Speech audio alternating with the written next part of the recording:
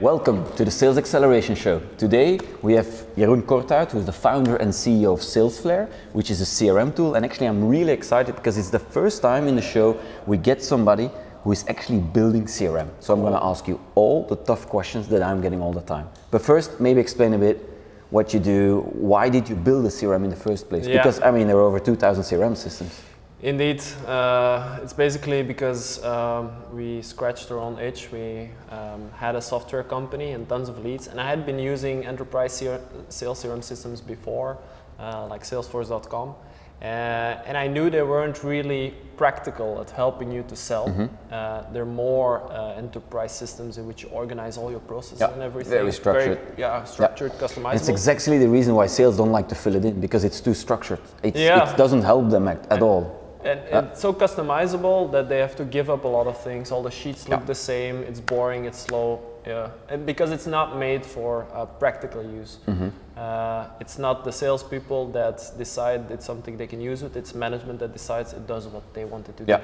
Reporting oriented. And for small companies, there is still a huge gap for systems that are really more closer to consumer apps, that really work snappy and help you take care of things, so take over part of the jobs that a CRM system normally does. So CRM systems in general are very work intensive for a salesperson. Yeah, absolutely. While it should be the other way around.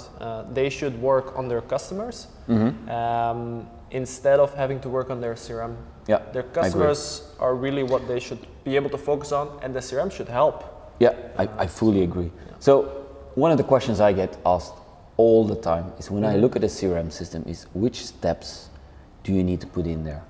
Yeah, is it 2, is it 5? Yeah, purely funnel. I mean, I get the question all the time, and I have to tweak it every single time. Yeah, we got the question also often, and we decided to put a sort of predefined pipeline in there. This is of course a general pipeline which doesn't fit every sales process, so it's good to ask yourself, do I have these steps, or do I have more steps or less steps, or are they different? Because every sales process has kind of a different way of going from lead to one. Yeah, I agree. So it starts with a lead in general. This is you have someone you want to sell to, but you're not really like in contact yet, because that's the next step. You've contacted the person, you've established the contact. If you're in a marketing qualified lead situation. MQLs. Yeah, it might be that they provide you the lead that got in contact with you.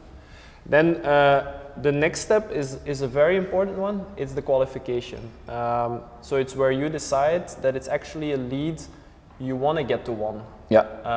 And then you have all the classic criteria like band, budget, authority, need, time frame, and several systems. So that's for you the most important It's the most critical step, because if you don't do this step, then you will end up spreading yourself very thin over all your leads. Yeah. You will try to sell to people that you actually can't sell to. Yeah. Because band-wise, they don't have a budget. You're not talking to the right person. Like, you're trying to sell a CRM system to the toilet lady, and it's not going to work. They don't have a need, so they might think it's cool what you have, but if they don't need it, they're not going to buy it. And it might be that there's no definite timeline. Yeah. But if all these things are true, then there's actually a chance for you that you can get them to one. So you qualify them. If you don't qualify them, you either consider them as lost. Yeah, gone. Or if you're like, no, they're more in a bucket that at some point I might be able to sell them to, it's just not now. Then you can make a stage. It's not a default one in our software, but you can make a stage fridge. Yeah, I like fridges because statistics prove that between 10 to 15% you can pull back from fridge. So I like it. It's like a lead nurture bucket kind of thing. Yeah. Yeah. They're enthusiastic, but they're not there yet. No. So if I make a jump, then no, hang on, we didn't finish. What are the other steps then? In general, qualification. What's next? Proposal made. So you can sell to the person, you make a proposal, and it's you said, well, this is what we're gonna provide you, and this is what it's gonna cost. Exactly. And then it's up to the customer to decide whether it's won or lost. Of course, you guide them as a salesperson in the process. So that's really the basics.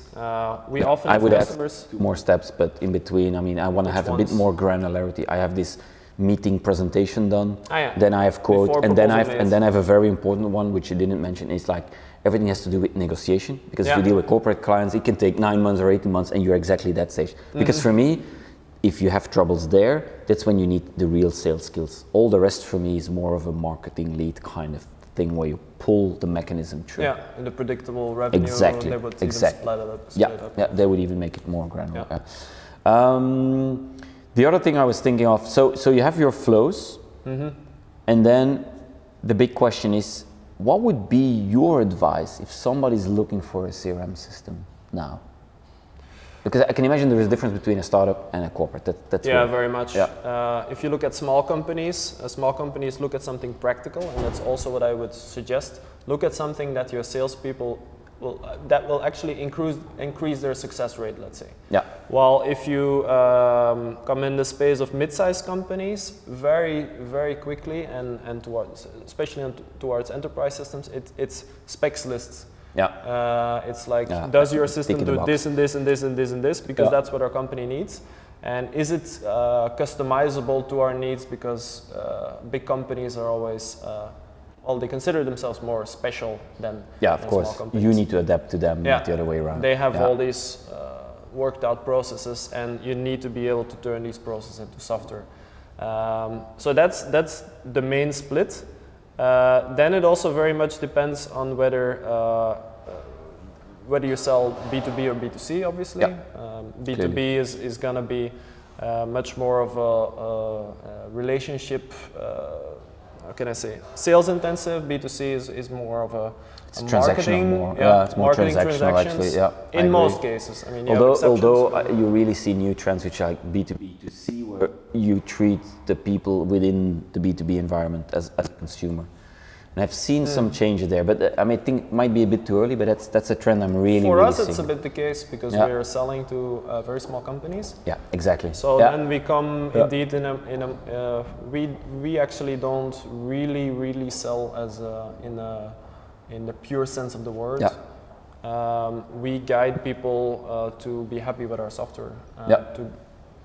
They get in, and then we are there when they need us. It's really like more experience oriented, and then try to give and just play around. Okay, good. Thanks a lot, Jeroen. Thanks for watching. If you like what you've seen, give it a thumbs up. And if you want to know more, of course, you need to subscribe to the channel. Jeroen, thanks a lot for joining. Thank you. See you next time.